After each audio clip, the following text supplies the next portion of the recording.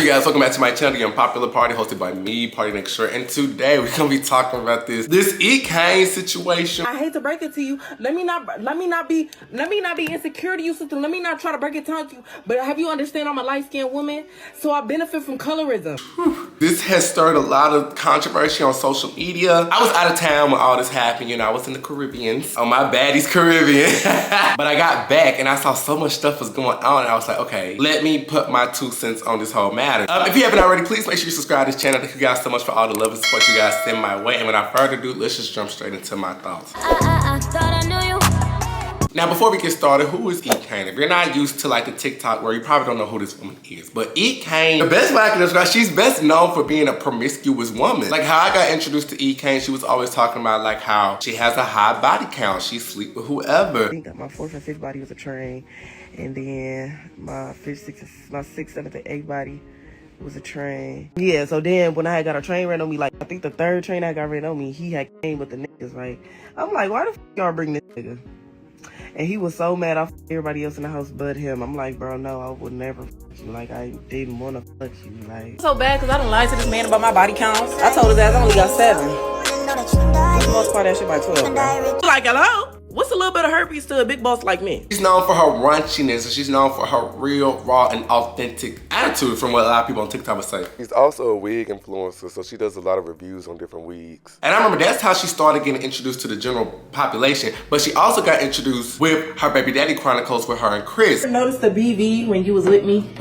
Yes. Now, Chris is the father of her kids. He was living with his mom for 26 years before I met him. I met him when he was 26 years old, y'all. I was 18, like. As 2 kids, you know, she'd be like, hey, mommy. But she would always be in, like, little situation with Chris, but she'll be like, you know, oh, I can't stand him, but, you know, they always get back together. It was very toxic. You know I got the racks on me, babe. You know that, right? Erica, if you leave, you're gonna be gone forever. What do that mean? If you just punched me and threw water on me and broke my door. Look what he did because I wouldn't unlock my door. This him. 32-year-old could have been left. This nigga broke my door because I wouldn't unlock the door. Why are you saying like you didn't just punch me when you came in the room? You just punched me. You just punched me. After you broke my door, you punched me in the back. It was a very toxic situation, but the people was tuned in. Before I go further, EKANE is also a church girl. She was raised in the church, grew up in the church, baptized on Easter. She's a church girl. God is not your God. I would never even want to be associated with any religion or belief you have. And I said that in that last video. My God is not your God, never will be. Quit trying to associate yourself with me. I'm not no fucking Christian. Never have been. I used to have to be when I was a kid. Not a Christian sister. But back to the Chris situation. I remember it was a situation involving Chris and EKANE. She's really was just spiraling, not spiraling, but just like she was in the best mental state because she did a video saying like she's in the middle of nowhere. Chris took her phone. It was scary. She was like, if something happened to her, this is what happened. Christopher get mad at me because the tire is flat. He punched me. So I tried to get away. But I didn't have my phone, so I had to come back and come get my phones. He finally gave my phones. I tried to fight for my phones back. I had to try and snatch my phones back from him because he thought I was like, okay. Her and Chris had been getting into it real bad. I want you to be as mad as you was in that house when you seen me with that so I can have another swollen mark on my face. You don't got no swollen mark. Yes, I do. Yes, I do. Erica. Quit touching me. Oh, damn the police. I don't give a I'm supposed to be scared. You think I'm gonna protect you if they ask me about something? Oh, no. I wouldn't give a fuck. I'm gone. Bye. Thank you. And when they circle back, I'll be answering any questions, honey. I'll be that. Immediately, I'll be that after what just happened to me. Leave, you stay, you get beat on. You leave, you stay, you get your hands and feet put on. You leave, you stay, you get shit poured up your nose and get drowned in your driver's seat. You leave, you stay, it don't matter. Anything you do is gonna follow you and by the end of the day. It don't matter. Just kill me now. Just get it over with now. Get it over with now. Let's do it. So Chris had took the kids from her. She couldn't see it. She was on live for a couple days, just like having these meltdowns. I been playing my game. Just playing your game? Mom miss you so much. Me too. Can't wait till you come home. Okay, I'm gonna call you in a minute, okay? Okay. Love you.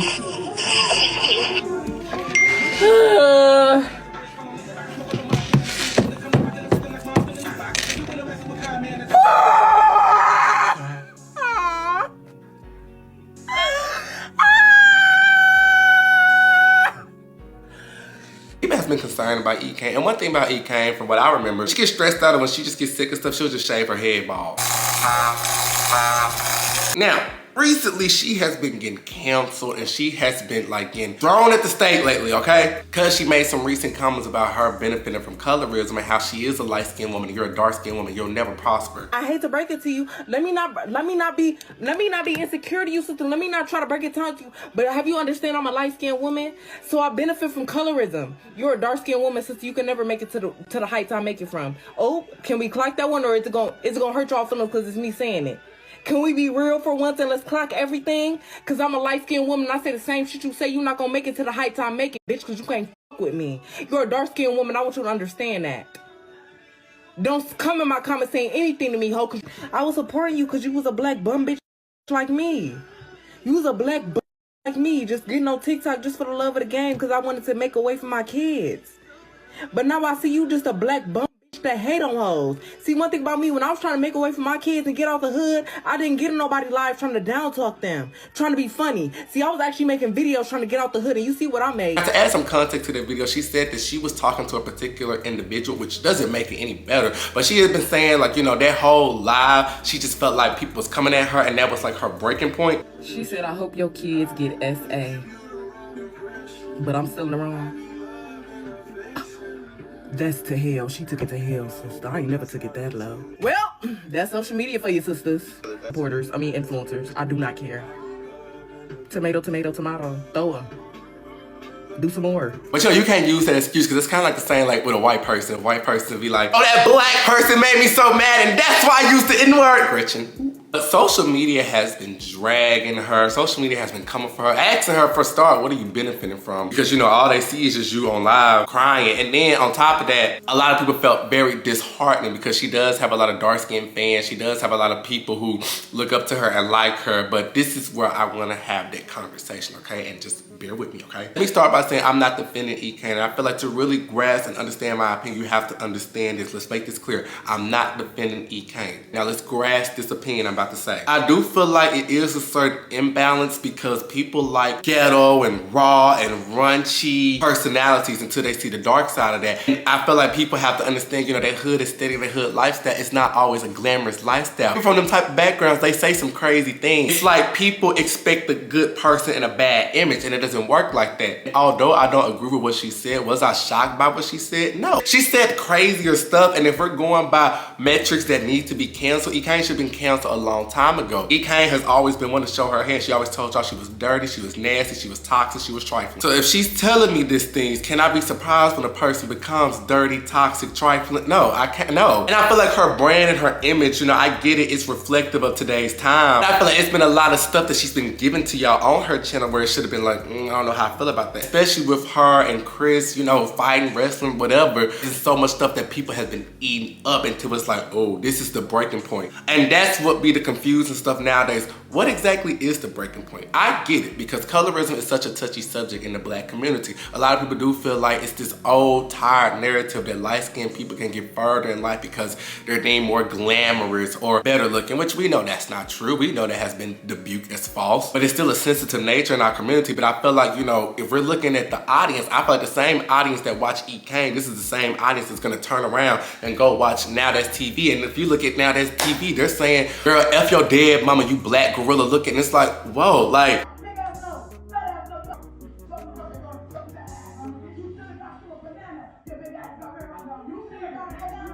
it's confusing at this point who and what we're holding accountable, because if you ask me, all of it is wrong, but certain people get a pass, certain people get bombarded. Now, EKANE did apologize, and she released a statement on her Twitter, and she said, I apologize for the words said last night. I need to quit trying to justify it. What I said was wrong and effed up. I love my black queens no matter what skin color. For all my supporters who no longer feels right supporting me, I totally understand, and my intent was not to offend y'all. I love y'all and appreciate y'all, and I know no words can take back what I said, but I am sorry. Even I was offended. I ain't never watched me eat somebody up, and I got offended my damn self. You feel me? So that's when I knew. I was like, once I felt that in my stomach, I was like, oh, I'm offending my damn self, and I'm not even talking about me? Yeah, sister. Yeah, sister. Please.